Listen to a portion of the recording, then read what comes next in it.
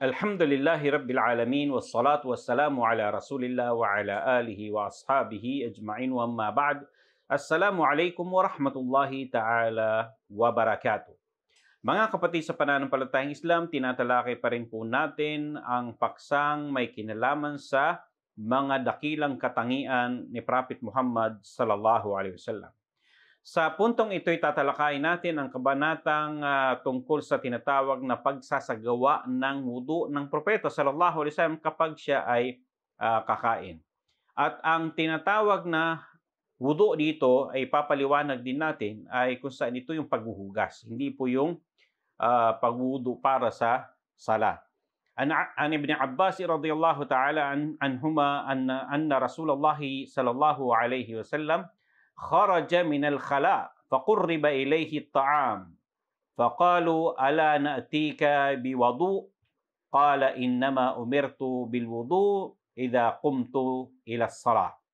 Ayon kay Ibn Abbas radhiyallahu ta'ala anhu na kung saan kalugdan silang dalawa ni Allah subhanahu wa ta'ala, nang siya lumabas mula sa banyo ay kung saan hinandugan siya ng pagkain sa kanyang harapan at sinabi sa kanya na hindi ka ba namin bibigyan ng pang-ablution mo, pang-wudu mo, tubig?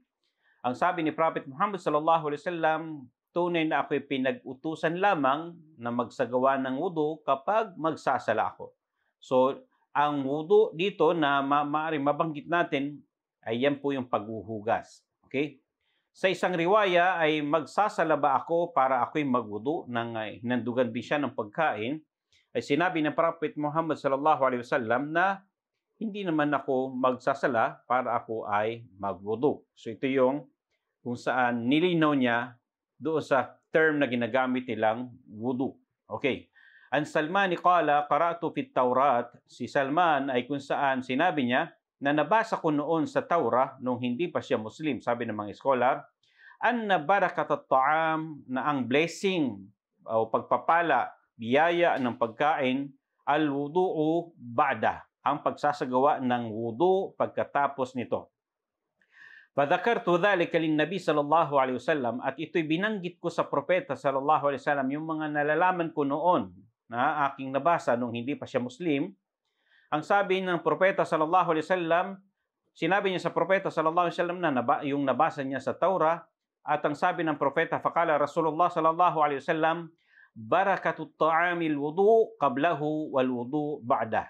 Ang sabi ng propeta sallallahu alaihi wasallam, ang tinatawag na blessing o ang tinatawag na pagpapala, biyaya ng pagkain ay nasa pagsasagawa, paghuhugas ng kamay bago kumain at pagkatapos kumain. Yun ang turo sa atin ni Prophet Muhammad sallallahu alaihi wasallam. So sunnah ang paghuhugas ng kamay bago kumain at paghuhugas ng kamay pagkatapos kumain.